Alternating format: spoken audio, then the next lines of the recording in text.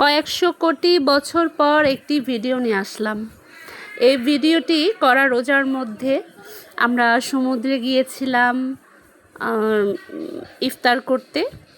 তো এতদিনেও আমার সময় হয়নি আপনাদের সাথে ভিডিওটি শেয়ার করার। তো আজ ভাবলাম যে না, অনেক দেরি হয়ে গেছে, এখন শেয়ার করাই উচিত। তো আমরা পতেঙ্গা চলে গিয়েছিলাম যে ইফতারি করব।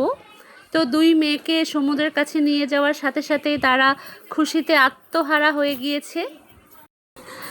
তারা তো বলছিল যে সমুদ্রে নামবে, ভিজবে, গোসল করবে এখানে, কিন্তু আসলে আমি কাপড় চোপড় নিয়ে যাইনি। আর এরকম পড়ন্ত সন্ধ্যায় গোসল করাও ঠিক হবে না এখানে।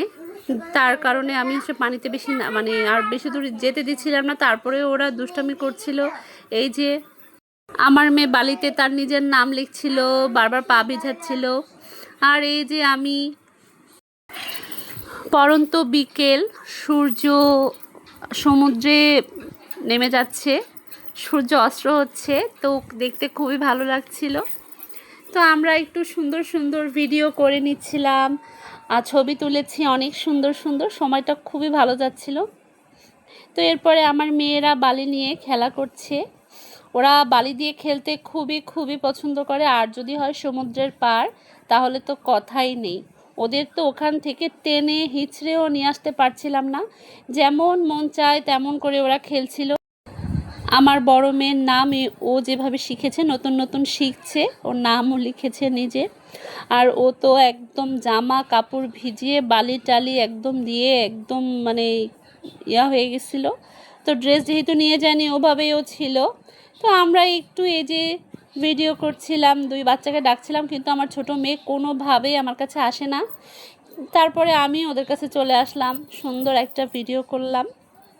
আসলে একঘেয়ে জীবন ভালো লাগে না, সব সময় বাসায় থাকতেও ভালো লাগে না, মাঝে মাঝে মন চায় দূরে কোথাও বেড়াতে। এরপরে প্রায় ইফতারির টাইম হয়ে আসছে, আমরা সবাই ইফতারি খাওয়ার উদ্দেশ্যে চলে গেলাম। আমাদের মতো আরও অনেক মানুষ এখানে ইফতারি খাবে, তাই সবাই বসে ইফতারির প্রস্তুতি নিচ্ছিলাম। আমি বাড়ি থেকে ছোলা রান্না করে নিয়ে গেছিলাম বেশি করে, যাতে ছোলা এখানে কিনলে অল্প অল্প করে দেয়, আমরা আবার ছোলাটা বেশি পছন্দ করি, তাই আমি বাসা থেকে রান্না করে নিয়ে গেছিলাম। আর ওখান থেকে ইফতারি যা লাগে এগুলো কিনে নিয়েছি। তো সবাই ইফতারি মাখিয়ে যে আজান দিয়ে দিচ্ছে, আমরা ইফতারি করলাম। এরপরে প্রায় সন্ধ্যার পরে আজান হয়ে গেছে। তারপরে আমরা এই যে হাঁটছি, বাচ্চারা খেলনা দেখে খেলনাতে উঠবে। এরপর ওদের একটু ট্রেনে উঠালাম। তো ওরা অনেক মজা পাচ্ছিল, যেহেতু অনেক দিন যাবৎ এই টাইপের রাইডসে ওরা ওঠেনি। ঢাকায় যখন ছিলাম তখন প্রায় ওরা রাইডে উঠতো, কারণ এই রাইডগুলো আমার বাসার পাশেই ছিল।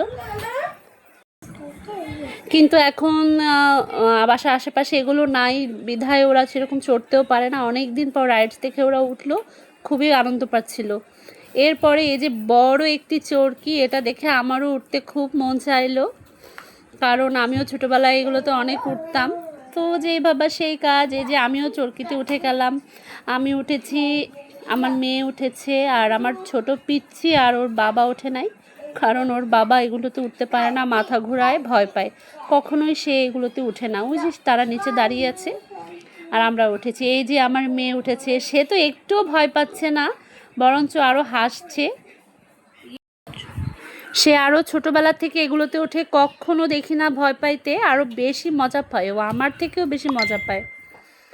তো এই যে আমরা দোলনাতে দুলছি, দোলা টোলা শেষ। এরপর ওরা একটু ঘোড়ায় উঠবে, ঘোড়ায় উঠে তারপর আমরা বাসায় চলে গেছি। আল্লাহ হাফেজ।